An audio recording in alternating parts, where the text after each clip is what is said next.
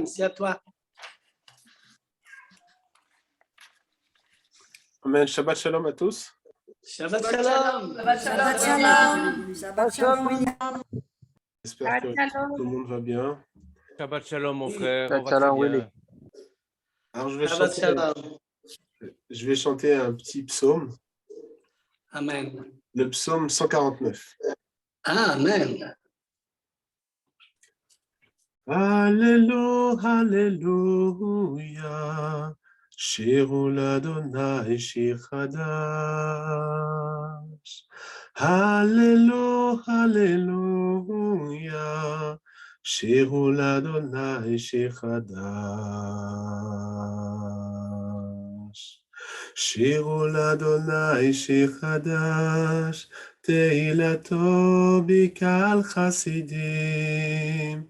ישמח ישראל בעושיו, בני ציון יגידו במלכם, יהללו שמו במחול, בטוב וחינו וזמרו לו, כי רוצה אדוני בעמו, יפאר הנביאים ישועה. הללו, הללויה. שירו לאדוני שיר חדש, הללו, הללויה, שירו לאדוני שיר חדש, הללו, הללויה, שירו לאדוני שיר חדש, הללו, הללויה, שירו לאדוני שיר חדש. שירו לאדוני שיר חדש, שירו לאדוני שיר חדש. Amen. Amen. Amen. Amen. Amen. Amen. Alors, c'était le psaume 149, je vais quand même le lire en français, ce que j'ai chanté. Bon, juste une seconde.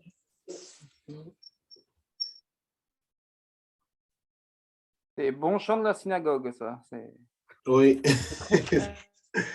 Alors, il dit, du coup, excusez-moi. Voilà. Alléluia, chantez à l'Éternel un cantique nouveau, que ses louanges retentissent dans l'assemblée des hommes pieux. Qu'Israël se réjouisse de son Créateur, que les fils de Sion éclatent en transport pour leur roi, qu'il glorifie son nom avec des instruments de danse, le célèbre au son du tambourin et de la harpe. Car l'Éternel prend plaisir à son peuple, il entoure les humbles de salut comme d'une parure. Amen. Amen. Amén. William compartió esta canción el Salmo 149 y es del versículo 1 al 5 que dice: cantad a Adonai cántico nuevo, su alabanza sea en la congregación de los santos, alegres Israel en su hacedor, los hijos de Sión se gocen en su rey, alaben su nombre con danza, con pandero y arpa, a él canten, porque Adonai tiene contentamiento en su pueblo, hermoseará a los humildes con la salvación. Regocíjense los santos por su gloria y canten aún sobre sus camas. Amén. Amen. Amen. Alors, on va passer au message. Je vais prier avant. D'accord. Avinu Malkeinu, notre Père, notre Roi, nous voulons te bénir. Te bénir pour ce temps que tu nous donnes, ce temps de rendez-vous, où tu permets à tout à chacun d'être rassemblés. Seigneur, pour que nous puissions te louer, que nous puissions te chanter, que nous puissions te célébrer, que nous puissions également méditer ta parole. Ta parole est esprit et vie, ta parole est source de guérison, ta parole est source de restauration, ta parole est source de renouvellement, Seigneur. Que cette parole puisse nous renouveler en ce jour, tandis que nous revenons à toi, tandis que nous revenons les uns vers les autres, que nous puissions être remplis de joie, remplis, Seigneur, de ce renouveau, afin que nous puissions grandir, que nous puissions élever les yeux vers toi, toi qui es le Mashiach qui est élevé, et tu nous attires à toi. Tu nous attires à toi qui est la source de vie. Nous remettons le reste de ce temps entre tes mains. Merci pour ta bénédiction sur chacun de mes frères et sœurs qui sont là présents et ceux qui sont absents, que tu puisses les visiter. Merci pour ta bénédiction aussi sur Yulia qui va traduire. Merci pour ta force, Seigneur, sur chacun et que ton Esprit Saint puisse contrôler toutes choses. Au nom de Yeshua HaMashiach. Amen et Amen. Amen. Amén. Alors, Shabbat Shalom à tous. Amen. Shabbat shalom a Shabbat todos. shalom. Alors, cette semaine, c'est la paracha Chukat Esta semana es la parashá Jucat, qui se trouve dans le livre de Bamidbar. se encuentra en el libro de Bamidbar. Et donc, c'est une paracha dans laquelle se trouvent beaucoup d'événements. Es una parashá en la cual se encuentran muchos acontecimientos. Il y a beaucoup de moments clés qui se déroulent dans cette paracha. Hay muchos momentos claves que se desarrollan en esta parashá. Dans cette même paracha, dans cette paracha, En esta parashá on va voir en fait, d'une certaine façon, la destinée de 3 personnes clés. vamos a ver de cierta manera el destino de 3 personas clave. On peut dire de 3 piliers du peuple d'Israël. Podríamos decir de 3 pilares del pueblo de Israel. Premièrement, on voit au chapitre 20, si on regarde dans Nombres chapitre 20, versets 1 et 2, Si miramos primero en el capítulo 20 de Números, versículo 1 y 2, là, il nous est parlé de la mort de Myriam, aquí nos habla de la muerte de Miriam, ou en français, Marie. o en francés y en español, María. On va le lire donc dans Nombres chapitre 20, versets 1 et 2. Lo vamos a leer en el capítulo 20 de Números, versículo 1 y 2.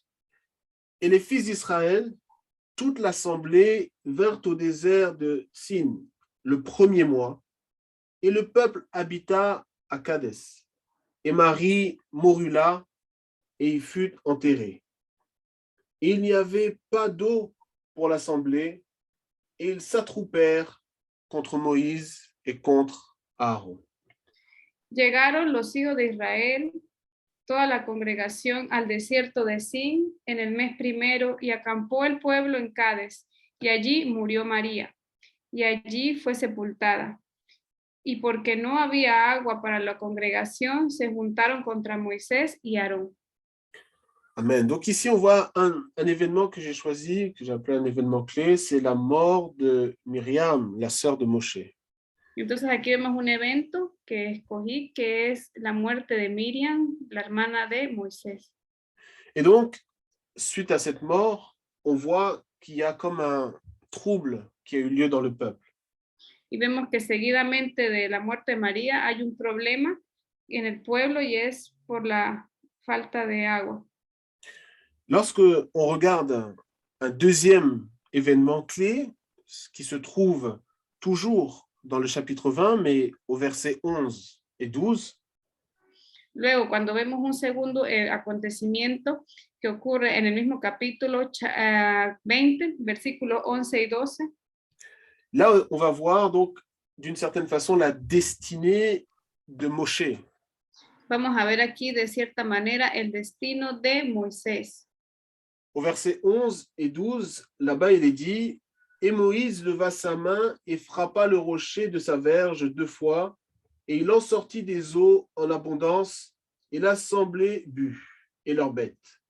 Et l'Éternel dit à Moïse et à Aaron, « Parce que vous ne m'avez pas cru pour me sanctifier aux yeux des fils d'Israël, à cause de cela, vous n'introduirez pas cette congrégation dans le pays que je leur donne. » Entonces alzó Moisés su mano y golpeó la peña con su vara 2 veces, y salieron muchas aguas, y bebió la congregación y sus bestias. Y el Eterno dijo a Moisés y a Aarón, Por cuanto no creísteis en mí para santificarme delante de los hijos de Israel, por tanto no meteréis esta congregación en la tierra que les he dado. Amen. Donc ici, on voit que l'Éternel a parlé à la fois à Moïse et à Aaron et il a déclaré qu'ils ne feront pas entrer le peuple dans la terre promise. Y aquí vemos que el Eterno habló a Moisés y a Aarón y les declaró que ellos no dejarían entrar a la congregación o no meterían la congregación en la tierra que les había dado. Moshe qui a fait sortir Israël de l'Égypte, Moshe qui a, d'une certaine façon, amené, qui a conduit Israël, ici, l'Éternel lui dit qu'il n'entrera pas dans la terre promise. Moisés, a quien hizo salir a Israel de Egipto y que guió al pueblo de Israel al desierto, aquí Dios le dice que él no va a seguir guiando al pueblo de Israel en la tierra prometida. Et donc, ça, c'est ce que j'ai appelé un deuxième événement clé. Et on va voir le troisième, si on regarde toujours dans le chapitre 20, au verset 24 et 25. Y ahí vemos ya el segundo acontecimiento y luego en el mismo capítulo está el tercer acontecimiento clave que es capítulo 20 de Números, pero esta vez versículos 24 y 25. Là, il nous est parlé de Aaron. Il nous est dit que Aaron va mourir. Y aquí en estos versículos nos habla de que Aarón va a morir. Et là, le texte va nous expliquer comment il doit mourir. Y aquí el texto nos va a explicar cómo él debe morir o cómo él va a morir. Ici, la parole de Dieu nous montre à quel moment précisément il va mourir. Y la palabra nos muestra en qué momento va a morir. Si on regarde au verset 24 et au verset 25, Si miramos el versículo 24 y 25, ou plutôt, on peut même aller voir le verset 23. Commençons à partir du verset 23. pero podemos comenzar a verlo desde el versículo 23. Et l'Éternel parla à Moïse et à Aaron dans la montagne de Hor sur la limite du pays d'Édom en disant: Aaron sera recueilli vers ses peuples, car il n'entrera pas dans le pays que j'ai donné aux fils d'Israël, parce que vous vous êtes rebellés contre mon commandement aux eaux de Mériba. Prends Aaron et Éléazar, son fils, et fais-les monter sur la montagne de Hor. Y el Eterno habló a Moisés y a Aarón en el monte de Hor, en la frontera de la tierra de Edom, diciendo: Aarón será reunido a su pueblo, pues no entrará en la tierra que yo di a los hijos de Israel, por cuanto fuisteis rebeldes a mi mandamiento en las aguas de la rencilla. Toma a Aarón y a Eleazar su hijo y hazlo subir al monte de Hor. Amen. Donc ici, on voit comment la course d'Aaron, le grand sacrificateur, le Cohen Agadol, comment cette course va s'achever. Y vemos cómo la carrera de Aarón se va a cumplir aquí. Et donc, on voit, si on continue au verset 27 jusqu'au verset 29, on va voir exactement comment cela va se passer. Y luego, si vemos el versículo 27 al 29, vamos a ver cómo va a suceder todo eso. Verset 27, « Et Moïse fit comme l'Éternel avait commandé, et ils montèrent sur la montagne de Hor, aux yeux de toute l'assemblée. Et Moïse dépouilla Aaron de ses vêtements, et en revêtit Éléazar, son fils. Et Aaron mourut là, au sommet de la montagne. Puis Moïse et Éléazar descendirent de la montagne. Et toute l'assemblée vit qu'Aaron avait expiré. Et toute la maison d'Israël pleura à Aaron 30 jours. Y Moisés hizo como Adonai le mandó, y subieron al monte de Hor a la vista de toda la congregación. Y Moisés desnudó a Aarón de sus vestiduras, y se las vistió a Eleazar su hijo.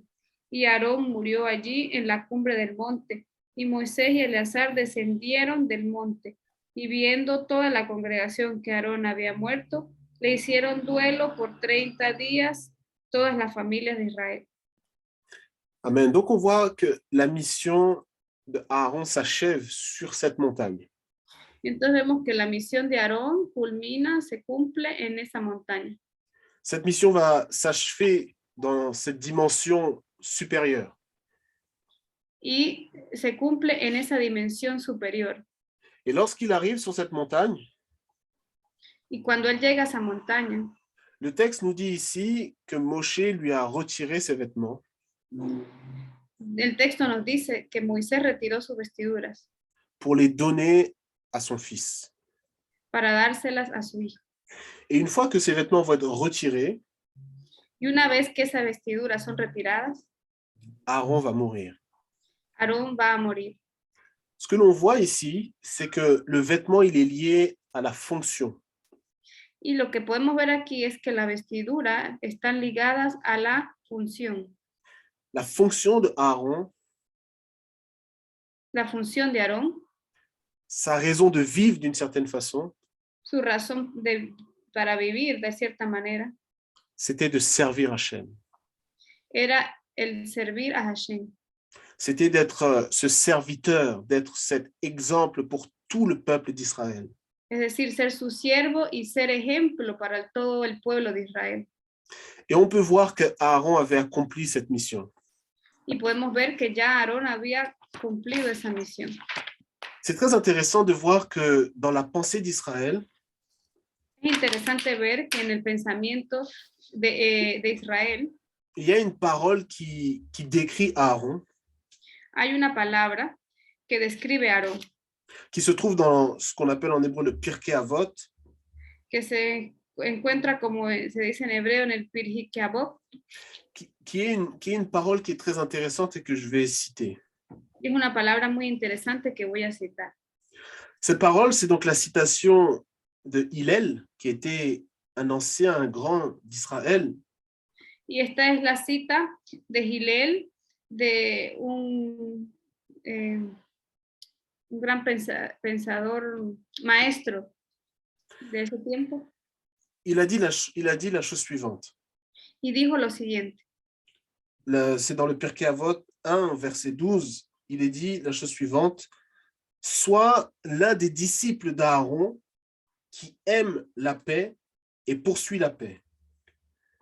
Y esto que se encuentra en ese libro, en ese lugar, Pirkei Avot, en versículo 1, capítulo 1, versículo 12, dice, se cita a Hillel que dice, est-ce que vous pouvez répéter la citation, s'il vous plaît? Il dit, sois un des disciples d'Aaron Ser un discípulo de Aarón qui aime la paix que ama la paz et poursuit la paix, y sigue la paz, qui aime les créatures que ama las criaturas et les rapproche de la Torah.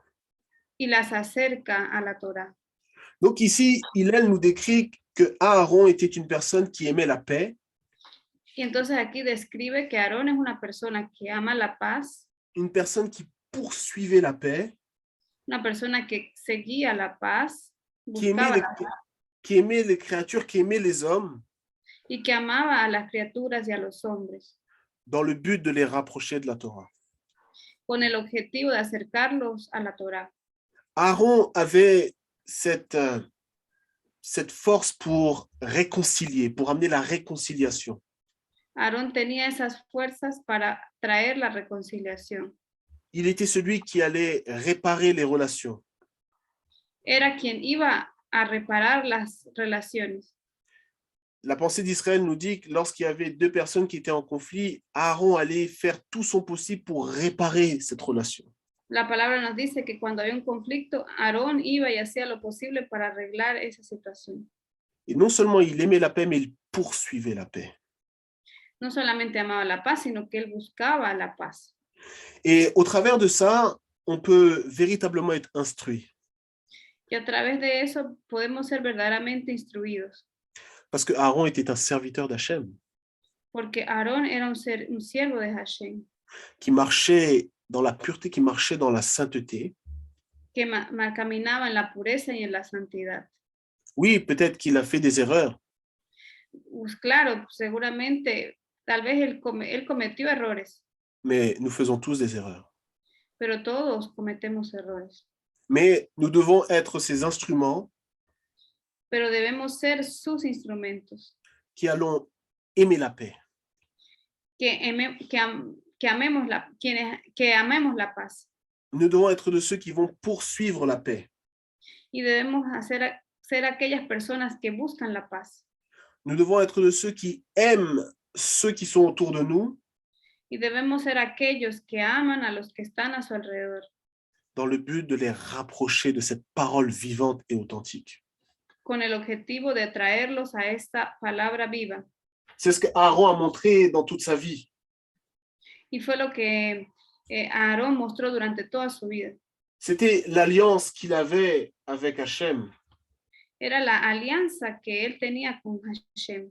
et il a pratiqué cette alliance. Y él practicó esa alianza. C'est ce qu'on peut voir si on tourne dans le livre de Malachi, dans le prophète Malachi. Y es lo que podemos ver si lo buscamos en el libro del profeta Malaquías. Le prophète Malachi au chapitre 2. El profeta Malaquías capítulo 2. Là, il est parlé de cette alliance particulière. Ahí él habla de esta alianza particular. Au verset 5 et jusqu'au verset 7, En el versículo 5 hasta el versículo 7. on va voir l'illustration de cette citation que je viens de partager avec vous. Vamos a ver la ilustración de esa cita que acabamos de compartir. Il nous dit à partir du verset 5, « Mon alliance avec lui était la vie et la paix, et je le lui donnai pour qu'il craignît, et il me craignit et trembla devant mon nom. La loi de vérité était dans sa bouche, et l'iniquité ne se trouva pas sur ses lèvres. Il marcha avec moi dans la paix et dans la droiture, et il détourna de l'iniquité beaucoup de gens, car les lèvres du sacrificateur gardent la connaissance, et c'est de sa bouche qu'on recherche la loi, car il est le messager de l'Éternel des armées. » Malaquías capítulo 2 del 5 al 7. Mi pacto con él fue el de vida y de paz, las cuales cosas yo le di para que me temiera, y tuvo temor de mí, y delante de mi nombre estuvo humillado. La ley de verdad estuvo en su boca, e iniquidad no fue hallada en sus labios. En paz y en justicia anduvo conmigo, y a muchos hizo apartar de la iniquidad, porque los labios del sacerdote han de guardar la sabiduría, y de su boca el pueblo buscará la ley, porque mensajero es del Eterno, es de Adonai de los ejércitos. Amen. Donc, il nous dit que l'alliance, donc c'est Hachem qui parle et qui dit, cette alliance avec Lévi, avec la tribu de Lévi, était une alliance de vie et une alliance de paix. Y es Hashem quien habla y dice que esta alianza con Leví era una alianza de vida y de paz. Et là, on comprend pourquoi Hillel a dit d'Aaron qu'il était quelqu'un qui aimait la paix et qui poursuivait la paix. Y ahora vemos por qué Hillel dijo que Aarón era un hombre que amaba la paz y buscaba la paz. Et tout à l'heure, j'ai dit qu'Aaron était une personne qui travaillait pour la réconciliation. Y también dije que Aarón era una persona que trabajaba por la reconciliación. Il nous est dit au verset 6 que la loi de vérité, cette Torah de vérité était dans sa bouche. Y en el versículo 6 dice que la ley de verdad estuvo en su boca. Et l'iniquité ne se trouva pas sur ses lèvres. Y la iniquidad no fue hallada en sus labios. Autrement dit, Aaron était une personne qui savait utiliser sa bouche. Dicho de otra manera, Aarón era una persona que sabía utilizar su boca. Et on voit à plusieurs reprises dans cette paracha combien le peuple n'a pas su utiliser sa bouche correctement. Y vemos en esta parashá varias veces como el pueblo en varias ocasiones no supo cómo utilizar su boca. La fin du verset 6 nous donne un indice sur la manière dont nous devons utiliser notre bouche. Y en el final del versículo 6 nos dice la manera en la que debemos utilizar nuestra boca. Lorsque nous prononçons des paroles, Cuando pronunciemos palabras, ces paroles doivent procurer la bénédiction. esas palabras deben procurar la bendición. Autrement dit, ces paroles doivent œuvrer pour détourner l'iniquité de beaucoup de personnes. Es decir, que esas palabras deben obrar para quitar la iniquidad de muchas personas. Non pas que nos paroles sont excellentes, No es que nuestras palabras no sean excelentes, mais comme dit le début du verset 7, Pero les pero como dice el versículo 7, lèvres du sacrificateur gardent la connaissance. los labios del sacerdote han de guardar la sabiduría. Et c'est de sa bouche qu'on recherche la loi, la Torah. Y es de esa boca que buscamos la ley, la Torá. Car il est le messager, il est l'envoyé de l'Éternel. Porque Él es el mensajero, Él es el enviado del Eterno. Il en est de même pour nous qui sommes les disciples de Mashiach. Y es lo mismo para nosotros que somos los discípulos del Mashiach. Nos bouches, nos lèvres doivent être remplies de la parole. Nuestra boca, nuestros labios deben estar llenos de la palabra. C'est de cette façon que nos vies pourront être transformées. Y es de esa manera que nuestras vidas pueden ser transformadas. C'est pourquoi le Rav Shaul nous dit que la parole de Mashiach habite en vous richement. Es por eso que Rav Shaul nos dice que la palabra del Eterno habita en ustedes abundantemente. Il ne dit pas que cette parole doit être en nous pauvrement, mais il dit richement. Él no dice que la palabra debe habitar en nosotros pobremente, sino que debe habitar en nosotros abundantemente, ricamente. Autrement dit, il faut se nourrir de cette parole. Dicho de otra manera, es necesario alimentarse de esa palabra. Il y a un verset qui nous dit dans les psaumes, il dit « Goûtez et voyez ». Y en un versículo que nos habla en Éxodo, nos dice, prueben y vean. Donc, nous devons arriver à goûter et à percevoir le goût de cette parole. Así que debemos llegar a probar y percibir el gusto de esa palabra. Et donc, comme je l'ai dit tout à l'heure, on a vu que Aaron était quelqu'un qui poursuivait la paix. Y como lo dije hace rato, Aarón era alguien que buscaba la paz. C'est une parole qui a été citée par Hillel. Una palabra citada por Hillel. Et on retrouve un petit peu une parole similaire dans le livre d'Hébreux, Hébreux chapitre 12. Y encontramos una palabra similar en el libro en la carta a los Hebreos, capítulo 12. Si on regarde à partir du verset 14. Y vamos a mirar a partir del versículo 14. Il est dit, poursuivez la paix avec tous et la sainteté sans laquelle nul ne verra le Seigneur. Y dice en el versículo 14 del capítulo 12 de Hebreos, seguid la paz con todos y la santidad sin la cual nadie verá al Señor. Et si on continue jusqu'au verset 17, il nous dit, veillant de peur que quelqu'un ne manque de la grâce de Dieu, de peur que quelques racines d'amertume bourgeonnant en haut ne vous troublent et que par elles plusieurs ne soient souillés, de peur qu'il y ait quelques fornicateurs ou profanes comme Ésaü qui, pour un seul mets, vendit son droit de premier-né, car vous savez que aussi, plus tard, désirant hériter de la bénédiction, il fut rejeté, car il ne trouva pas lieu à la repentance, quoiqu'il l'eût recherché avec larmes. Y si continuamos con los siguientes versículos hasta el 17, dice, mirad bien, no sea que alguno deje de alcanzar la gracia de Dios, que brotando alguna raíz de amargura os estorbe, y por ella muchos sean contaminados. No sea que haya algún fornicario o profano como Esaú, que por una sola comida vendió su primogenitura. porque ya sabéis que aún después, deseando heredar la bendición, fue desechado y no hubo oportunidad para el arrepentimiento, aunque la procuró con lágrimas. Amen. Tout à l'heure, on a parlé de la paix et de la réconciliation. Entonces acabamos de hablar de la paz y la reconciliación. On a aussi parlé de la sanctification par rapport à Aaron. Hablamos también de la santificación en relación a Aarón. Et c'est ce que l'on trouve dans le verset 14.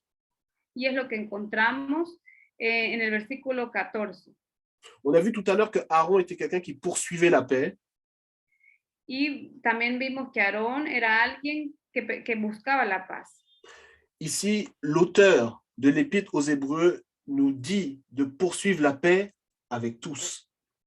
Y el autor de la carta a los hebreos nos habla de que debemos buscar seguir la paz con todos. Mais non seulement il nous parle de la paix, mais il nous parle aussi de la sainteté. Y no solo nos habla de la paz con todos, sino también nos habla de la santidad. Donc, on retrouve ces deux éléments importants qui sont le shalom, la paix, et la sainteté, la kedusha. Y encontramos esas dos palabras importantes entonces, que es shalom, la paz, y la santidad, que es dusha. Et au verset 15, on voit qu'il est parlé d'amertume, de racine d'amertume. Y vemos en el versículo 15 que habla de la raíz de amargura. Donc, nous voyons qu'en poursuivant la paix, nous devons être de ceux qui vont œuvrer pour la réconciliation et non pas la division.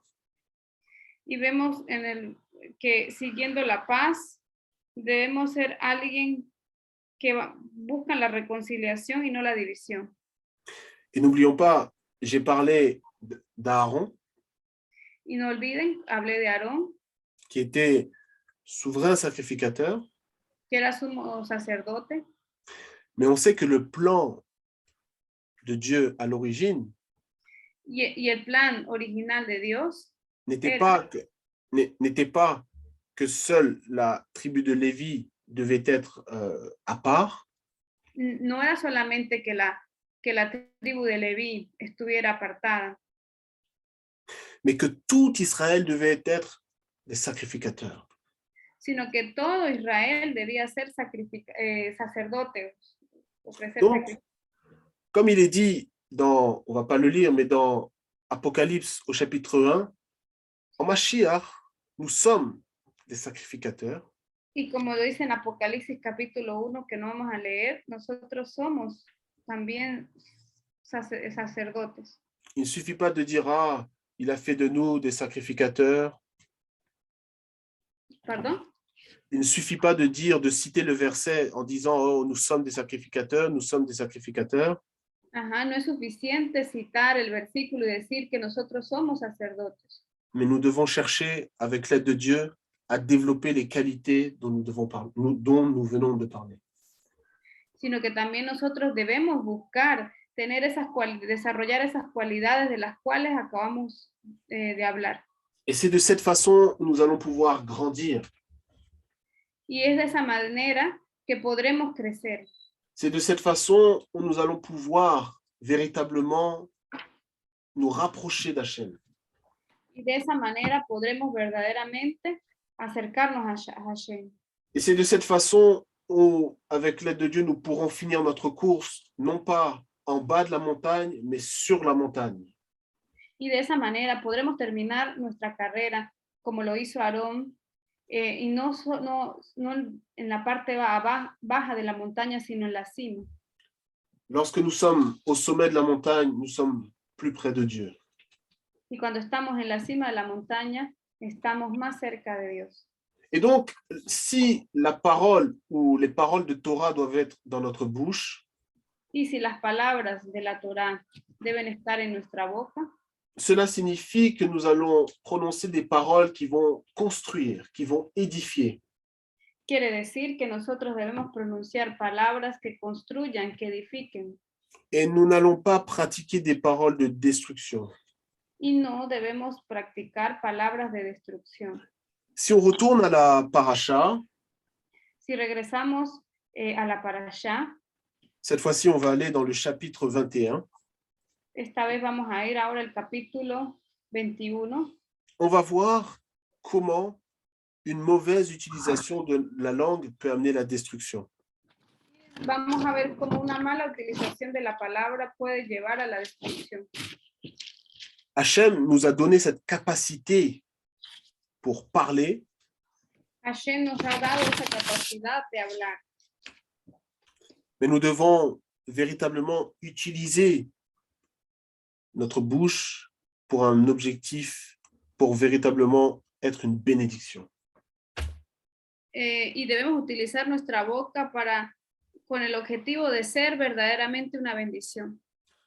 Regardons ensemble les versets 4 et 5. Miremos juntos el versículo 4 y 5. Et ils partirent de la montagne de Hor par le chemin de la mer Rouge pour faire le tour du pays d'Édom. Et le cœur du peuple se découragea en chemin, et le peuple parla contre Dieu et contre Moïse. Pourquoi nous avez-vous fait monter hors d'Égypte pour mourir dans le désert? Car il n'y a pas de pain, il n'y a pas d'eau, et notre âme est dégoûtée de ce pain misérable. Dice, después partieron del monte de Or, camino del Mar Rojo, para rodar la tierra de Edom, y se desanimó el pueblo por el camino. Y habló el pueblo contra Dios y contra Moisés. ¿Por qué nos hiciste subir de Egipto para que muramos en este desierto? Pues no hay pan ni agua, y nuestra alma tiene fastidio de este pan tan liviano. Dans ces versets, nous voyons comment Israël a parlé contre Adonai et contre Moshe. Y en este versículo vemos cómo Israel habla mal en contra de Moisés y en contra de Dios. Ils n'ont pas utilisé leur bouche pour bénir Dieu. No utilizaron su boca para bendecir a Dios. Ils n'ont pas utilisé leur bouche pour célébrer Dieu. No utilizaron su boca para celebrar a Dios. Comme tout à l'heure, on a vu dans le psaume 149, chanter à l'Éternel un cantique nouveau. Ils n'ont pas chanté un cantique. Y como vivimos hace rato en el Salmo 149, canten un cántico nuevo al Eterno. Ellos no utilizaron su boca para hacer un cántico a Él. Mais ils ont parlé contre le Créateur. Sino que hablaron contra el Creador. Et non seulement ils ont parlé contre le Créateur, mais ils ont parlé contre Moshe, qui est le serviteur de Dieu. Y no solo hablaron contra el Creador, sino también contra Moisés, que es el siervo de Dios. Et on voit que ces murmures ont créé des blocages. Y vemos que ese murmuro va a crear, esa murmuración va a crear un bloqueo. Pourquoi? Parce qu'ils font référence à l'Égypte. ¿Por qué? Porque hace referencia a Egipto. Souvent, lorsqu'on regarde dans la Torah, lorsqu'Israël murmure, il y a souvent la référence de l'Égypte qui est là. A menudo, cuando vemos a Israel que murmura, siempre hace referencia a Egipto. Et on sait que l'Égypte, Mitzraïm en hébreu, nous parle des blocages. Y sabemos que Egipto, en hebreo Misraim, nos habla de bloqueo. Nous parle de la restriction. Nos habla de la restricción. Nous parle de la prison. Nos habla de la prisión. Qui nous montre que par nos paroles, nous pouvons y nos muestra que por nuestras palabras nous condamner par nos propres paroles. Podemos condenarnos por nuestras propias palabras. Par nos propres paroles, nous pouvons nous bloquer, nous pouvons nous limiter. Y por nuestras propias palabras podemos bloquearnos y limitarnos. Et par la même bouche, nous pouvons proclamer des paroles de bénédiction qui vont nous faire avancer. Y por la misma boca podemos proclamar palabras de bendición que pueden ayudarnos a avanzar. Des paroles positives, des paroles de victoire. Palabras positivas de victoria. Des paroles qui vont nous faire avancer, qui vont nous faire monter. palabras que nos van a hacer avanzar y subir. Ce sont ces paroles que nous devons prononcer. Y son sus palabras las que debemos pronunciar. Bien souvent, nous avons des paroles ou des pensées négatives qui nous bloquent. A menudo tenemos pensamientos negativos que nos bloquean. Nous disons, oh, mais je n'y arriverai pas. Nous disons, oh, cela n'est pas pour moi. Y decimos, oh, no lo lograré. Eso no es para mí. Des fois, on dit, oh, mais dans ma famille, tout le monde est comme ça, alors moi, je serai comme ça aussi. Y a menudo decimos, bueno, en mi familia todos han sido de esta manera, pues yo también seré igual. Non, même si notre famille, même si nos ancêtres sont en Égypte, mais nous devons proclamer la victoire que l'Éternel est celui qui nous fait monter hors d'Égypte.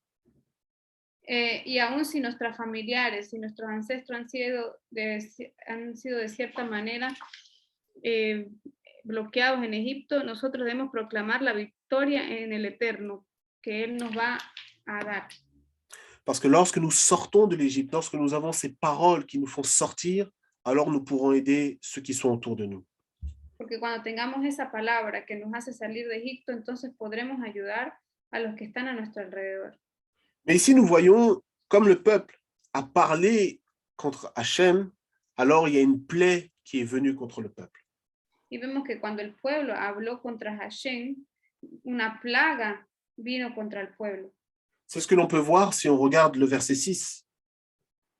Y es lo que podemos ver en el versículo 6. Il nous est dit, et l'Éternel envoya parmi le peuple les serpents brûlants, et ils mordaient le peuple, et de ceux d'Israël, il mourut un grand peuple. Y dice, y Adonai, el Eterno, envió entre el pueblo serpientes ardientes que mordían al pueblo. Y Adonai envió entre el pueblo serpientes ardientes que mordían al pueblo y murió mucho pueblo de Israel. Amen. Donc ici, on voit qu'en conséquence de ces murmures, il y a eu une plaie qui s'est abattue sur le peuple. Y vemos que como consecuencia de la murmuración del pueblo, una plaga que golpeó al pueblo. Alors, dans la traduction que j'ai, il est parlé de serpents brûlants. Bueno, la traducción que yo tengo habla de serpientes ardientes que arden. Et en réalité, en hébreu, il dit quelque chose d'un peu plus, on va dire, différent.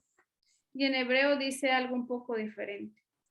Il est parlé de Nechashim à Séraphim.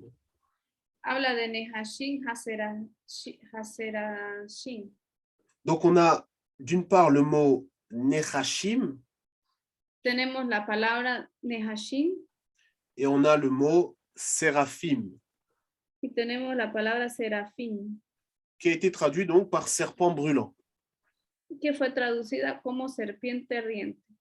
Mais en fait, ces mots-là, Pero de hecho esa palabra ce qu'ils nous révèlent, lo que nos revela on peut voir que cette attaque qui est venue sur le peuple d'Israël était une attaque spirituelle et une attaque physique. es que ese ataque que vino sobre el pueblo de Israel era un ataque espiritual y físico. J'ai parlé du mot séraphim. Les anges. Y hablé también de la palabra serafín. Le mot séraphim, ce sont les séraphins. C'est le même mot en hébreu.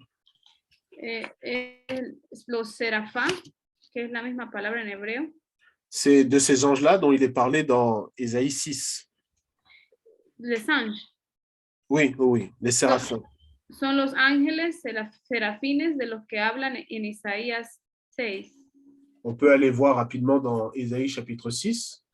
Podemos ir rápidamente a verlo en Isaías capítulo 6. Ésaïe chapitre 6. Si quelqu'un le trouve en français, Ésaïe chapitre 6. Si alguien lo consigue en francés, Isaías capítulo 6. Le verset 2. Si quelqu'un peut le lire en français, s'il vous plaît. Versículo 2. Y si alguien puede leerlo, por favor, en francés. Ésaïe chapitre 6, verset 2. Isaías capítulo 6, versículo 2.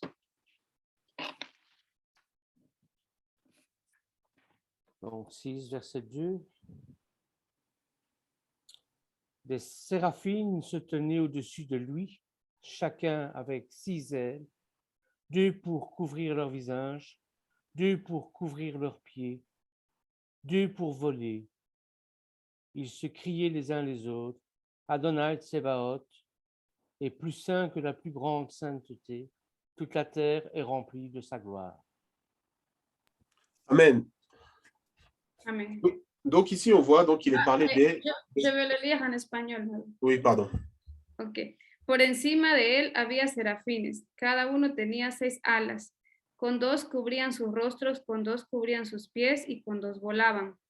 Y el uno al otro daba voces diciendo, Santo, Santo, Adonai de los ejércitos, toda la tierra está llena de su gloria.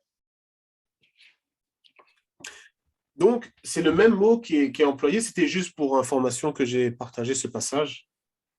Y entonces, en cuanto al pasaje que compartí, es la misma palabra que se utilizó, serafín. Mais ce que l'on peut voir si on retourne dans Nombre, Pero si regresamos a números, donc on était au chapitre 21 et au verset 6, estamos en el capítulo 21, versículo 6, on peut voir donc qu'il y a comme une dimension spirituelle dans cette plaie qui est venue contre Israël. vemos que hay una dimensión espiritual que en esa plaga enviada a Israel. Parce qu'Israël a parlé à la fois contre Dieu, mais aussi contre Moshe. Porque Israel habló a la vez contra Hashem, contra el Eterno, y también contra Moisés. En hébreu, donc, il y a le mot séraphim, et si on prend le singulier, donc c'est saraf, Entonces tenemos la palabra serafín y en singular es la palabra saraf, qui peut être compris comme un serpent brûlant. y puede ser comprendido como serpiente ardiente, Un serpent qui va avoir un venin qui va comme brûler à l'intérieur du corps. que es una serpiente que va a arder en el interior del cuerpo. Aujourd'hui, dans le monde, il y a des serpents qui sont venimeux, En el mundo hay varias serpientes que son venimé, que es ça veut dire qui ont un venin, qui lorsqu'ils vont mordre quelqu'un, ils vont injecter un venin dans leur victime. serpientes venenosas que una vez que muerden a alguien, les van a envenenar. Et parfois, ce venin peut provoquer une inflammation. Y algunas veces ese veneno puede provocar una inflamación. Il peut même provoquer la paralysie. Y también algunas veces puede provocar una parálisis. Donc, on peut peut-être imaginer qu'Israël, à ce moment-là, était comme paralysé à l'intérieur et à l'extérieur. Y podemos imaginar que Israel en ese momento estaba paralizado tanto en el interior como en el exterior. Quelle est l'origine de cette plaie? ¿Y cuál era el origen de esa plaga? Quelle est l'origine de ce problème? ¿Cuál era el origen de ese problema? C'est la langue, la bouche. La lengua, la boca. Donc, nous comprenons que nous devons véritablement prendre garde à la manière dont nous utilisons notre langue. Se dan cuenta entonces que debemos cuidar la manera como utilizamos nuestra boca. Et lorsque l'on regarde au verset 7, Y cuando miramos el versículo 7, on voit que le peuple s'est rapproché de Moshe. vemos que el pueblo se acerca a Moisés. Le peuple a reconnu qu'il avait mal utilisé sa bouche. El pueblo reconoció que había utilizado mal su boca. Le peuple a reconnu que le but pour lequel Dieu avait donné la bouche, il n'avait pas accompli ce but-là. Y el pueblo reconoció que el objetivo por el cual les fue dado boca no se cumplió. C'est pourquoi ils ont dit, nous avons péché. Y por eso ellos dijeron, hemos pecado.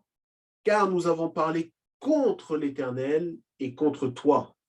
Porque hemos pecado contra el Eterno y contra ti. Et dans le verset 7, on va voir l'attitude de Moshe. Y en el versículo 7 vamos a ver la actitud de Moisés, Qui va non pas rejeter le peuple, mais qui va prier pour le peuple qui va soutenir le peuple dans la prière. y que no rechaza al pueblo, sino que va a apoyar el pueblo y va a orar por ellos. On voit que le soutien dont va faire preuve Moshe va véritablement soutenir, va vraiment il va porter le peuple. Perdón, à nouveau, s'il vous plaît. Moshe va porter le peuple. Moisés va a conducir el pueblo, Et donc, il va porter le fardeau du peuple. y va a tomar la carga del pueblo. Et en portant ce fardeau, Y llevando esa carga, en s'approchant d'Hachem avec ce fardeau, acercándose a Hashem, al acercarse a Hashem con esa carga, d'une certaine façon, on peut dire, il va porter la malédiction qui est tombée sur le peuple, il va la porter. de cierta manera, él va a llevar sobre sí la maldición que cayó sobre el pueblo. C'est pourquoi, lorsque l'on regarde le verset 8, Es por eso que cuando miramos el versículo 8, ici, Adonai parle à Moshe aquí Adonai habla a Moisés et il va lui dire la chose suivante. y le dice lo siguiente: Fais-toi un serpent brûlant. hazte una serpiente de bronce. Il ne dit pas fait pour le peuple, Y no dijo, y nadie pa, il ne dit pas fait pour le peuple, él no dijo hazlo para el pueblo, mais littéralement, en hébreu, il dit pour toi. sino que literalmente dijo para ti. Donc, il dit fait pour toi, Él dijo hazlo para ti, produit pour toi. produce para ti. Un saraf, un serpent brûlant. Saraf, una serpiente ardiente. Alors, on peut se poser la question, mais pourquoi l'Éternel dit fait pour toi? Podemos hacernos la pregunta, ¿por qué el Eterno le dijo hazlo para ti? La façon dont je vois le passage, c'est que Moshe a porté le fardeau du peuple. Il a comme pris la place du peuple, d'une certaine façon. Y la manera como yo veo este pasaje y lo comprendo es que Moisés lleva la carga del pueblo. Él tomó sobre sí la maldición del pueblo. Moshe a fait une rectification pour le peuple. Y Moisés hizo una rectificación por el pueblo. Mais cette rectification de Moshe n'a pas tout réglé.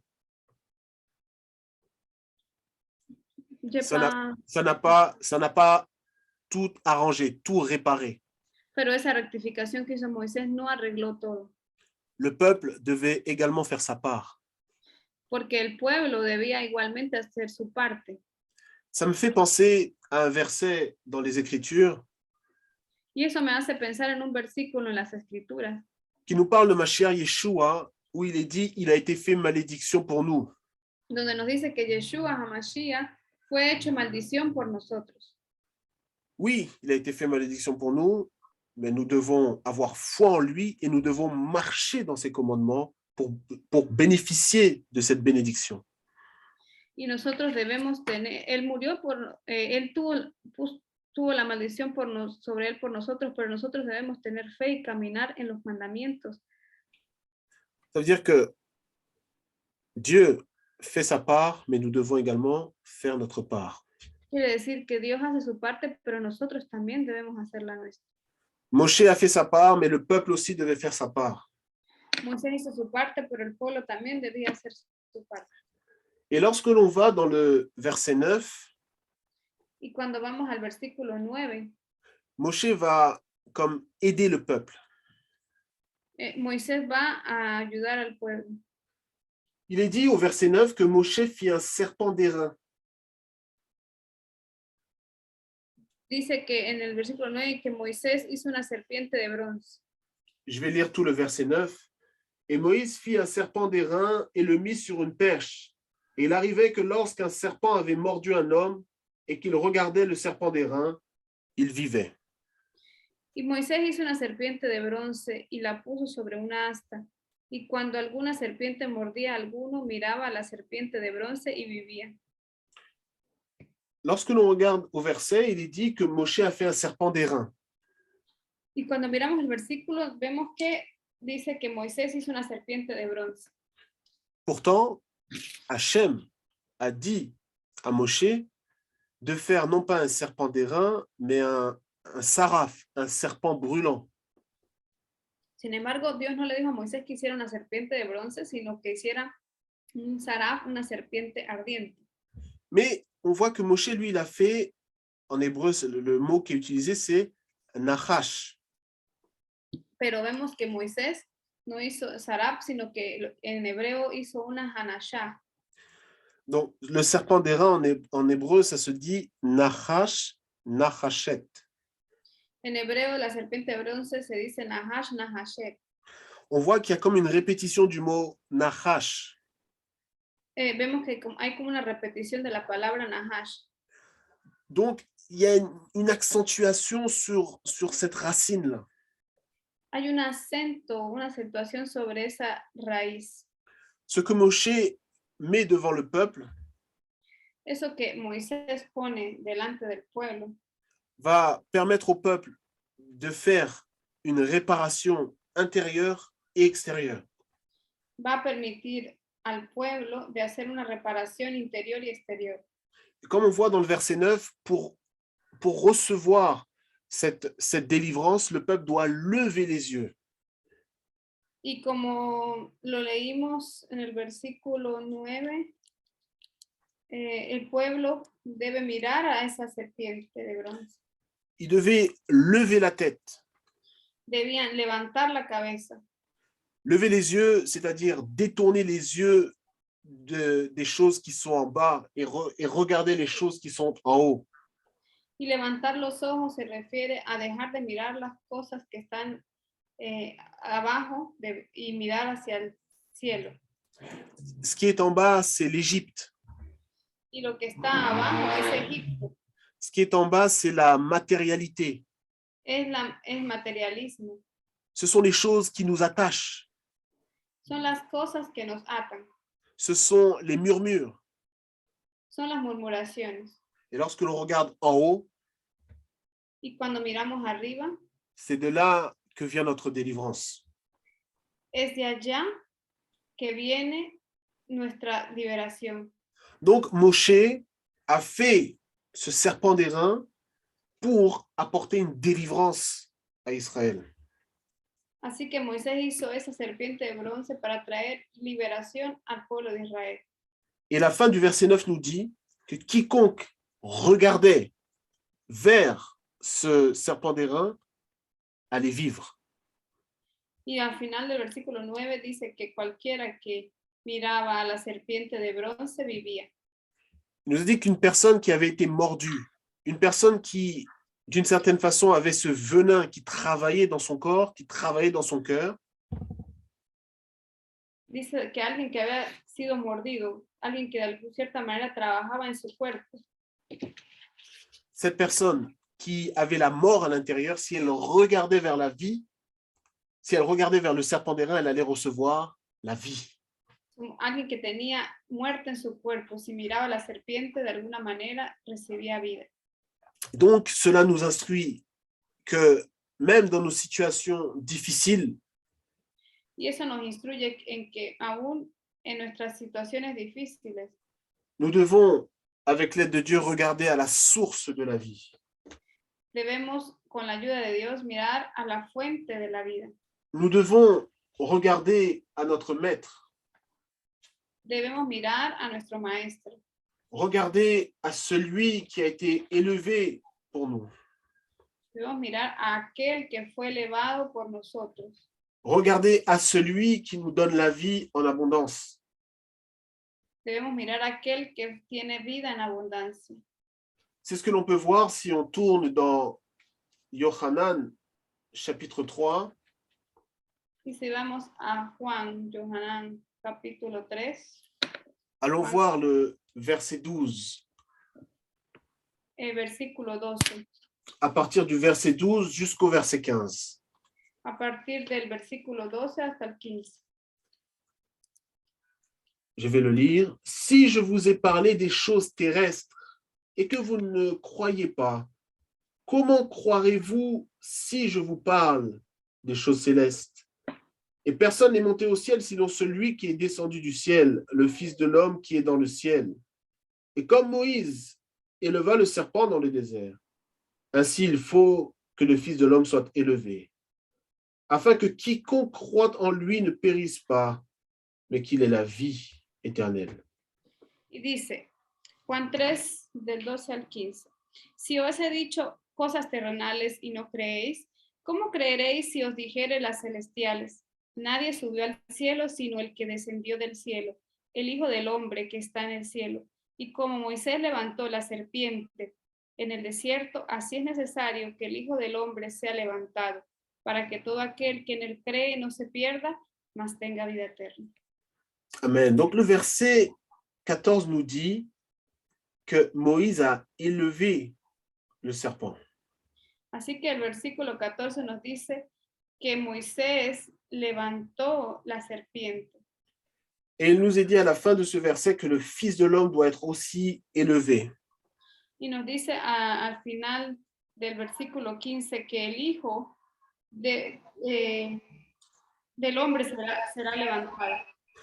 Tout à l'heure, j'ai parlé du mot en hébreu nachash.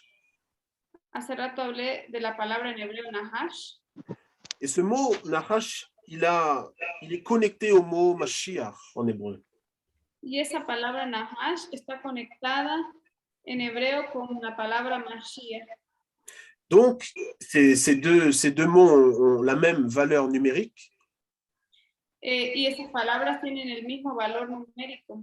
Donc, on peut voir cette connexion ici dans ce verset. Así que podemos ver esta conexión de estas dos palabras en el versículo. Qu'en réalité, ce que Moshe a fait, Porque en realidad lo que Moisés hizo ce qui a apporté la vie au peuple, es que dio la vida al pueblo. c'est ce qui nous donne la vie également. Y es lo que nos da la vida igualmente. C'est Mashiach Yeshua qui nous donne cette vie éternelle, cette vie en profondeur, cette vie réelle. Y entonces es Mashiach quien nos da la vida real, la verdadera vida profunda. C'est-à-dire cette vie qui vient d'en haut. Es decir, esa vida que viene de lo alto. C'est pourquoi nos yeux doivent être tournés vers les choses d'en haut. Y es por eso que nuestros ojos deben volverse a las cosas de arriba, afin d'amener la présence divine ici-bas. con el fin de traer la presencia divina. Et lorsque cette présence divine descend, Y cuando esa presencia divina desciende, elle amène la restauration. ella trae consigo la restauración Elle amène la vie en abondance. y trae la vida en abundancia. Je crois qu'il y a un micro qui est ouvert, ça fait de l'écho.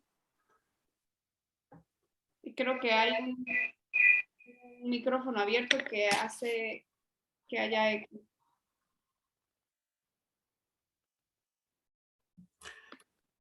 Et donc, pour terminer, on va aller dans le chapitre 12 de Jean. Y para terminar vamos a ir al capítulo 12 de Juan. Et comme on a dit, Mashiach est celui qui a été élevé pour nous. Y como dijimos, Mashiach fue aquel que fue levantado por nosotros. Il est celui qui nous a délivrés et qui nous délivre encore du venin du serpent. Es aquel que nos liberó y nos libera aún del veneno de la serpiente. Cette délivrance n'est pas quelque chose qui vient d'un coup, Y no es una liberación que viene de golpe, mais nous devons œuvrer, nous devons continuer à marcher pour que jour après jour, nous puissions être délivrés de toutes ces choses qui nous retiennent, toutes ces choses qui nous bloquent. y debemos continuar caminando para que día tras día seamos liberados de las cosas que nos bloquean. Comme nous l'avons dit au début, cette parole, cette Torah doit habiter dans nos cœurs richement. Como dijimos al principio, esa Torá debe habitar abundantemente en nosotros. Et lorsque plus cette parole va remplir nos cœurs et plus elle va apporter la délivrance. Y mientras más habite esa palabra en nosotros, más va a traer liberación. Et plus elle va amener la lumière à l'intérieur de nos cœurs. Y esa palabra va a traer luz al interior de nuestros corazones. Et on va voir du coup pour terminer Jean chapitre 12 verset 32. Y vamos a terminar, vamos a ver Juan 12, versículo 32. Le Mashiach dit, et moi, si je suis élevé de la terre, j'attirerai tous les hommes à moi-même. Ajá, en este versículo Yeshua dice, y yo, si fuere levantado de la tierra, a todos atraeré a mí mismo. Donc lorsque le Mashiach est élevé, Así que cuando nuestro Mashiach fue levantado, au travers de sa résurrection, a través de su resurrección, il nous attire à lui, il nous donne cette vie abondante. Él nos atrae a Él y nos da esa vida abundante. Et c'est cette vie qui va être comme un antidote contre le venin. Y es esa vida la que va a funcionar como antídoto para ese veneno. Et c'est pourquoi, comme il est dit au verset 46, Y es como lo dice el versículo 46, il dit, moi je suis venu dans le monde, la lumière, afin que quiconque croit ou quiconque a foi ne demeure pas dans les ténèbres. yo, la luz, he venido al mundo para que todo aquel que cree en mí no permanezca en tinieblas. Et donc, c'est cette lumière qui nous fait sortir des ténèbres. Es esa luz la que nos hace salir de las tinieblas. Et comme il est dit au verset 49, Y como lo dice el versículo 49, le Mashiach n'a pas parlé de par lui-même, el Mashiach no habló de él mismo, mais il dit, au verset 49, car moi je n'ai pas parlé de moi-même, mais le Père qui m'a envoyé lui-même m'a commandé ce que je devais dire et comment j'avais à parler. Et le verset 50 nous dit, et je sais que son commandement est la vie éternelle. Ajá, y el versículo 49 nos dice, porque yo no he hablado por mi propia cuenta, el Padre que me envió, Él me dio mandamiento de lo que he de decir y de lo que he de hablar. Y el versículo 50 dice, y sé que su mandamiento es vida eterna, así pues lo que yo hablo, lo hablo como el Padre me lo ha dicho. Amen. Et donc, ce commandement, ou plutôt les commandements contiennent la vie dedans. Así que los mandamientos contienen la vida.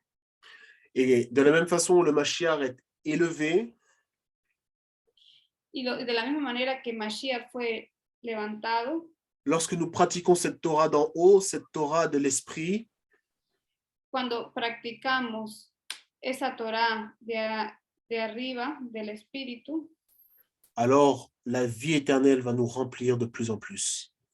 entonces la vida eterna nos va a llenar aún más, cada día más. Alors qu'en cette nouvelle semaine qui arrive, Y cuando esta semana que viene, que cette vie puisse nous remplir encore plus. queremos que esa vida pueda llenarnos aún más. Et que cette vie puisse amener la restauration et la paix, Y que esa vida pueda traer restauración y la paz. qu'elle puisse apporter la guérison dans nos cœurs, afin que nous soyons source de guérison pour ceux qui sont autour de nous. Y que pueda traer también sanidad a nuestros corazones para que podamos ser fuente de sanidad para otros. Et comme Hillel a dit au sujet de Aaron, que nous puissions rapprocher les gens de la Torah. Y que seamos como Aarón, que puedan atraer a las personas a la Torah. Que nous puissions rapprocher ceux qui sont autour de nous de Mashiach Yeshua. Que podamos atraer las personas alrededor nuestro a Yeshua el Mashiach. Que le Dieu d'Abraham, d'Isaac et de Jacob puisse nous bénir. Que el Dios de Abraham, de Isaac y de Jacob los bendiga. Au nom de Yeshua HaMashiach. En el nombre de Yeshua. Amen. Amen et Amen. Amen et Amen. Oh, Amen. Amen, Amen. Amen, Amen. Merci, William. Vraiment, c'est un message vraiment, comment dire, atomique. Merci beaucoup. Qu'est-ce qu'on pourrait ajouter? J'ai étudié justement aussi cette paracha Chukat aussi. Yo estudié también esa parasha Chukat. Et comme toutes les semaines aussi, j'essaie de comprendre chaque semaine quelque chose que je n'ai jamais entendu ou quelque chose où l'esprit révèle, hein, sur chaque paracha. Y yo trato de comprender cada semana cosas nuevas que no he comprendido, escuchado y que el Espíritu pueda revelarme sobre esa parasha. Et aujourd'hui, William, tu me confirmes vraiment ce que tu as reçu. Une petite partie, je l'ai reçu aussi. Y eso que compartiste hoy confirma también una pequeña parte que yo también recibí. Alors, Yeshua est vraiment la Torah vivante et la lumière. C'est lui, la lumière. Yeshua es verdaderamente la Torah viviente, Él es la luz. Alors, le mot lumière se définit dans l'hébreu qui veut dire donner, dare, donner. Y en la palabra luz se define en hebreo como dar. Ouais. Alors, c'est pour ça que Yeshua, il dit, celui qui vous reçoit, il reçoit moi. C'est-à-dire, comme nous sommes la lumière du monde, alors nous portons cette lumière de la Torah dans le monde. Como dice Yeshua, dijo, el que recibe la luz me recibe a mí, y nosotros somos entonces portadores de la luz en el mundo. Parce que Yeshua lui-même, il dit aussi la même chose. Je l'ai reçu de mon Père, et j'ai tout reçu de mon Père. Porque Yeshua mismo dijo que él había recibido todo de su Padre. Et tout ce que Yo Yeshua, recibo il a todo de reçu, mi Padre. et tout ce que Yeshua, il a reçu, c'est pour qu'il soit transmis dans le monde. Y todo lo que Yeshua recibió es para que fuese transmitido en el mundo. Alors, nous devons transmettre cette lumière qui est la Torah vivante. C'est la bonne parole que uniquement par l'Esprit, la Ruach HaKodesh, nous pouvons donner par le don de l'Esprit.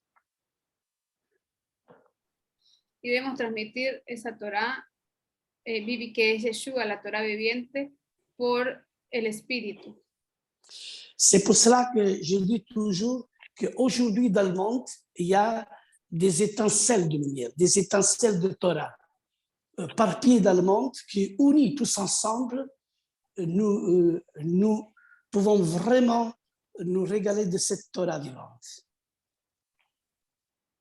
Es por eso que siempre digo que en el mundo hay esparcidos pedazos de Torah en el mundo, que al ser reunidos, C'est lui qui reçoit cette lumière à l'intérieur de nous. C'est lui qui a cette lumière. Il est une étincelle de lumière. C'est lui qui a cette lumière. Il a Yeshua, il vit Yeshua dans sa vie. y aquel que tiene ese pedazo de piedra esparcido, aquel que recibe esa luz, recibe a Yeshua. Et aujourd'hui, notre frère William nous confirme, vraiment à travers le message qu'il a reçu, que Yeshua est vraiment la Torah de Dieu que nous devons transmettre.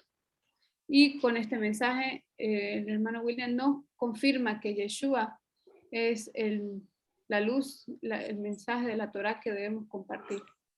Notre frère, il nous a parlé aussi de trois personnages clés, comme la mort de Myriam, d'Aaron et aussi du péché de Moshe.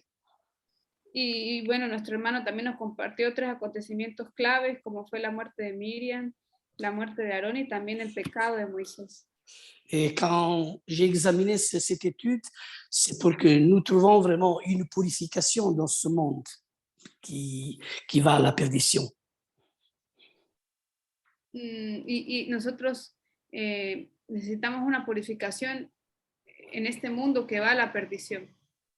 C'est comme la vache rousse. Comme, la vache rousse, c'est justement sert pour la purification. Como la vaca roja que se daba en sacrificio para la purificación. Ouais.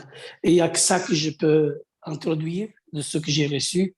Et je dois dire merci, William, pour ce bon message, pour cette étude.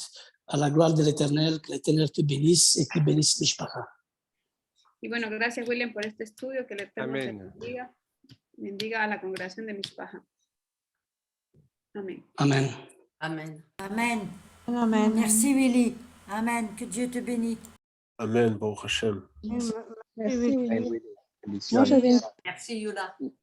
Moi, j'avais une petite suggestion. C'était Oui. juste quand j'ai lu là, donc la paracha là, ce qui m'a frappé, c'était toujours que, en fait, c'est comme s'il faut toujours quelque chose, un élément extérieur pour purifier le peuple. On parle donc de la vache rousse, des cendres, de l'eau, du rocher, du serpent d'airain.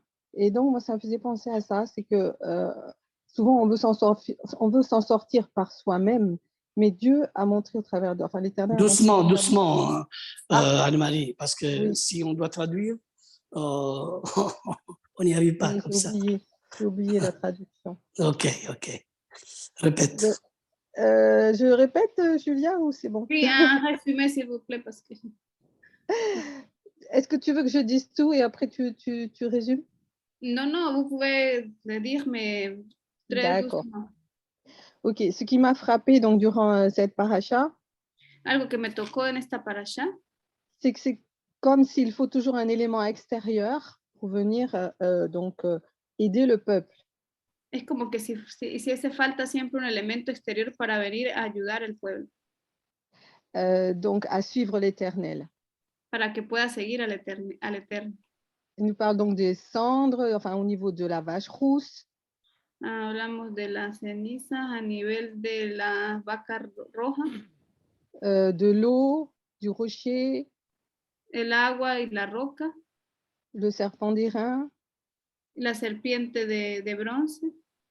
Et donc, ça me faisait penser qu'en fait, des fois, on veut s'en sortir par soi-même, Y eso me hace pensar en que a veces queremos hacernos valer por nosotros mismos, mais que le Seigneur a pourvu pero el Señor ha provisto, pour nous aider dans notre route avec lui. ha provisto la manera para ayudarnos a llegar a Él. Et donc, l'eau, on voit l'élément de l'eau aussi qui revient plusieurs fois dans la paracha. Y vemos que el elemento del agua aparece muchas veces.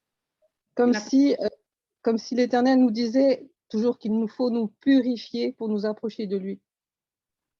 Como que si el Eterno nos dijese que esa agua, esa palabra nos purifica para acercarnos a Él. Et que c'est son eau à lui qui est pure. Y que es su nombre el que es puro. Puisqu'en fait, l'eau qui fait sortir du rocher, c'est son eau à lui. Porque el agua que hace salir de la roca es su nombre. Et donc, quand ils traversent, donc il y a un passage où ils doivent traverser et ils demandent en fait de l'eau, mais ce n'est... Enfin, vas-y, traduis. Hay un pasaje que dice que él pide agua. Mais cette eau leur est refusée. Qui a refusé? Édom. Pero Edom se rehusó. Et donc ça m'a fait penser au fait que, en fait, l'eau n'était pas pure, c'était l'eau d'Édom. Así que si el agua no estaba pura, era el agua de Edom. Et donc ça peut être une raison pour laquelle ils n'ont pas pu la boire, cette eau-là. Y esa puede ser una razón por la cual ellos no la bebieron. Et donc ça, c'était un premier point. Ese era un primer punto. Et on voit aussi qu'un peu plus loin, il célèbre la source de l'Éternel dans Nombre. Qu'est-ce que c'est? Dans Nombre. 21, 17. Jaillit aux sources. Y Acclamez-la. Vas-y. el número 21, 17, ¿sí? Dice que Jaillit aux sources. mm, Acclamez-la. Donc, en fait, ils célèbrent l'eau que le Seigneur leur a donnée. él celebra el agua que Dios le dio. Dice, sube, oh pozo, a él cantar. Donc, oui, ça, c'était une des suggestions. Et aussi, par rapport à la paix, ce qui m'a parlé aussi, c'est que la paix, ils ont essayé de l'avoir dans un autre dans le chapitre qui suit. Algo que me habló también fue sobre la paz en el capítulo que sigue. Mais le peuple a dû combattre pour atteindre son but. El pueblo tuvo que luchar para poder alcanzar su objetivo. Alors qu'ils voulaient, eux, ils voulaient rester dans la paix. Y ellos querían permanecer en la paz, mientras que ellos querían permanecer en la paz. Et le Seigneur, après, leur a donné la victoire au travers du combat qu'ils ont mené. Pero el Eterno les dio la paz a través del combate que llevaron a cabo. Donc, en résumé, en fait, c'était comme si, au travers de ça, c'était la paracha, moi, elle m'a parlé au niveau du péché. Y bueno, la parasha me ha hablado a nivel del pecado.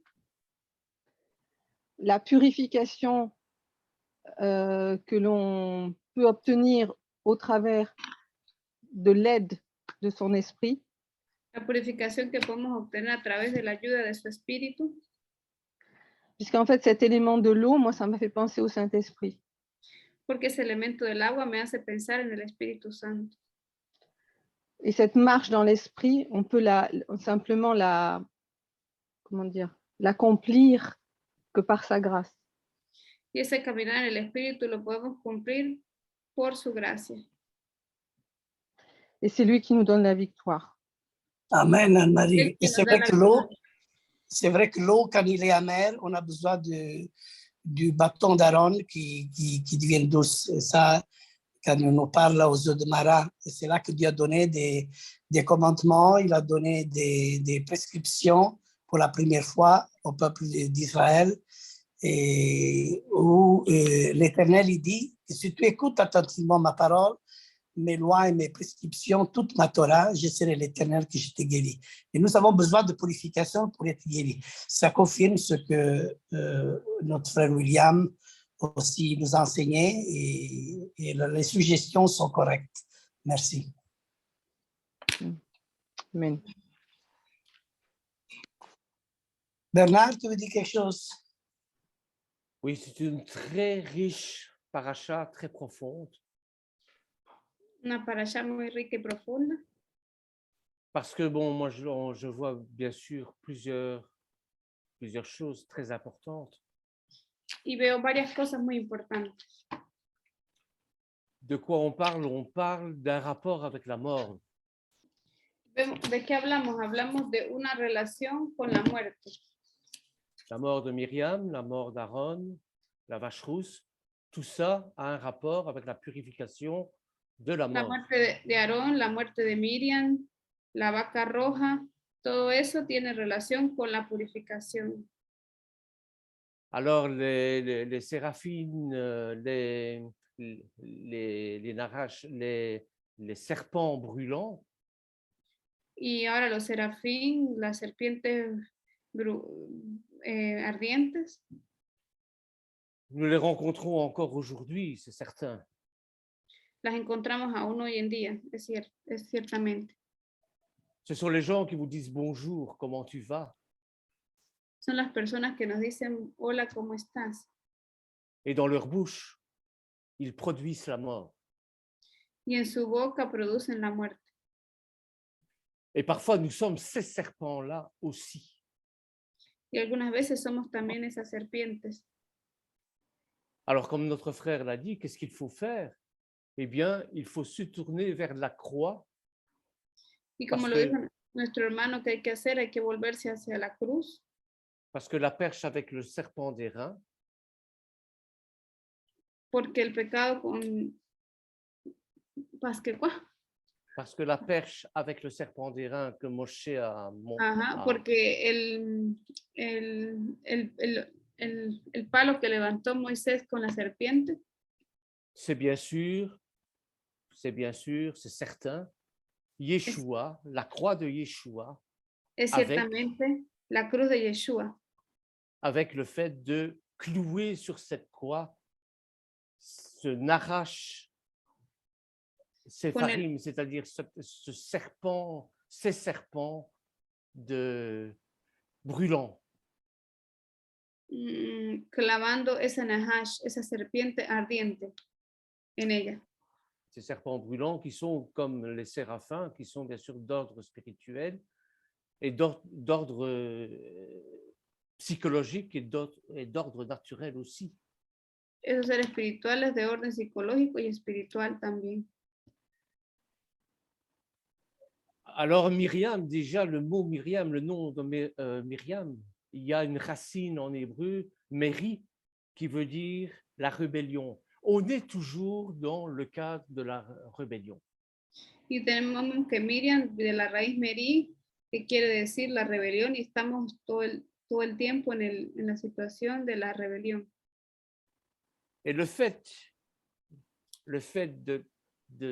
d'oublier ce qu'Hachem nous a fait, le fait d'oublier que Yeshua est mort sur la croix pour nous sauver, eh bien c'est exactement ces serpents brûlants, cette rébellion. El hecho de olvidar que lo que Hashem ha hecho, de que Yeshua murió en la cruz, es esa serpiente ardiente, la rebelión. Alors quand nous râlons pour une prière qui n'est pas exaucée, quand nous râlons parce que telle chose, nous sommes impactés par le monde. Cuando nos quedamos porque somos impactados por el mundo.